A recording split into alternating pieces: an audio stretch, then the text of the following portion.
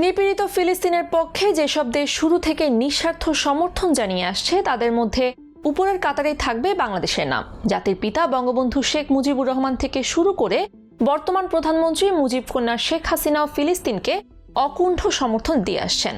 সম্প্রতি 40 ফিলিস্তিনি ছাত্রীকে ফ্রিতে পড়ার সুযোগ দেওয়ার ঘোষণা দিয়ে প্রশংসায় ভাসছেন আহসানুল্লাহ বিজ্ঞান ও প্রযুক্তি বিশ্ববিদ্যালয়। ফিলিস্তিনবাসীর প্রতি বাংলাদেশিদের মনোভাব ও আহসানুল্লাহ বিশ্ববিদ্যালয়ের এরকম চমৎকার উদ্যোগের বিস্তারিত জানাবো আজকের এই আয়োজনে।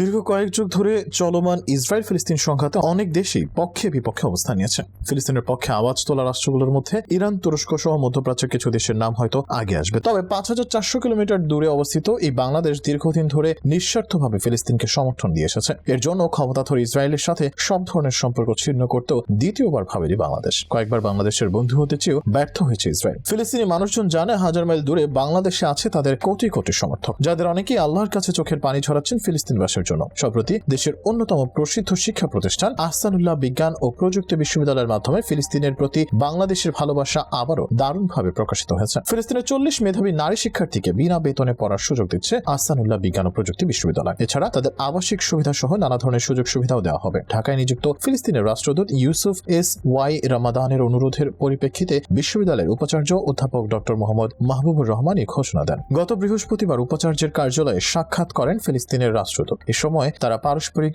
স্বার্থ সংশ্লিষ্ট বিভিন্ন বিষয়ে আলোচনা করেন। সাক্ষাৎকালে রাষ্ট্রদূত ফিলিস্তিনের আগ্রহী শিক্ষার্থীদের বিনা বেতনে পড়ালেখার সুযোগ দেওয়ার বিষয়ে অনুরোধ জানান। এদিকে গাজার আদিবাসীদের ওপর ইসরায়েলি সেনার বর্বর হামলা, গণহত্যা ও অমানবিক অত্যাচারের তীব্র নিন্দা ও প্রতিবাদ জানিয়েছেন বিশ্ববিদ্যালয়টির উপাচার্য। বাংলাদেশিরা ফিলিস্তিনের জনগণের প্রতি সবসময় সহানুভূতিশীল বলে উল্লেখ করেন তিনি। 2017 সালে ইউসুফ এস রামাদান বলেছিলেন, গোটা বিশ্বে বাংলাদেশই একমাত্র দেশ যে দেশ ইসরায়েলকে তার পাসপোর্টে নিষিদ্ধ করে রেখেছে। একথা ফিলিস্তিনি জনগণের প্রতিটি সদস্য জানে। এজন্য প্রতিটি ফিলিস্তিনের চোখে বাংলাদেশ এক প্রিয় নাম। বাংলাদেশকে এরা সবাই যেমন এক নামে চেনে, তেমনি প্রতিটি ফিলিস্তিনি গভীর ভালোবাসার টানে জীবনে একবার অন্তত বাংলাদেশের মাটিতে পা রাখতে চায়। কিন্তু দখলদার ইসরায়েলের দমনপীড়ন ও নানা বিধিনিষেধ ও বৈরিতার কারণে আপাতত সে আশা পূরণ হবার নয়। শুরু থেকেই বাংলাদেশের সাথে ফিলিস্তিনের বন্ধুত্বপূর্ণ সম্পর্ক।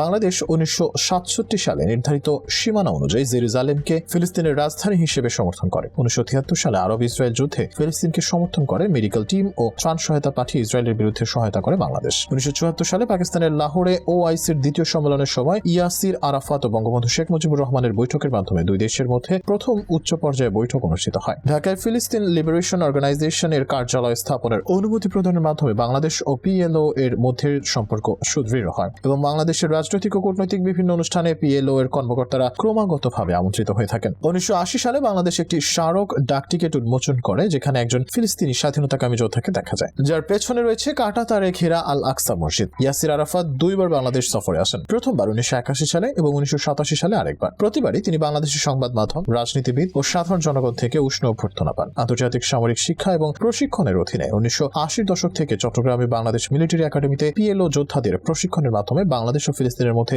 সামরিক সম্পর্ক আরো উন্নতি লাভ করে। ফিলিস্তিনের শিক্ষার্থীরা বাংলাদেশের শিক্ষা গ্রহণের ক্ষেত্রে সব সময় উষ্ণ অভ্যর্থনা পেয়ে থাকে। গত বছর প্রধানমন্ত্রী শেখ হাসিনা বলেছিলেন, এক যুদ্ধ থামতে না থামতে ইসরায়েল আবার ফিলিস্তিনের উপর হামলা শুরু করেছে। এরই মধ্যে ফিলিস্তিনের অনেক জায়গা দখল করেছে ইসরায়েল, আর এখন তো ফিলিস্তিন একটি অবরুদ্ধ উপত্যকায় পরিণত হয়েছে। এ যুদ্ধ আর অস্ত্রের খেলা বন্ধ করতে না পারলে সাধারণ মানুষ বেশি কষ্ট ভোগ করছে। এ কষ্ট যেন সাধারণ মানুষ না পায়, সেটি আমরা চাই। আমরা শান্তি চাই। এর আগে জাতিসংঘের সাধারণ পরিষদে দেওয়া বক্তব্যে প্রধানমন্ত্রী বলেন, এবছর ফিলিস্তিনের উপর বিপর্যয় নিয়ে আসা নাকবা এর 75 বছর পূর্ণ হলো। ফিলিস্তিনি জনগণের বৈধ অধিকার অর্জনের পথ এখনো আশার মুখ দেখতে ব্যর্থ হয়েছে। ফিলিস্তিনিদের অধিকার আদায়ের লক্ষ্যে আমাদের প্রচেষ্টা অব্যাহত থাকবে। বাংলাদেশ ফিলিস্তিনের পাশে থাকবে।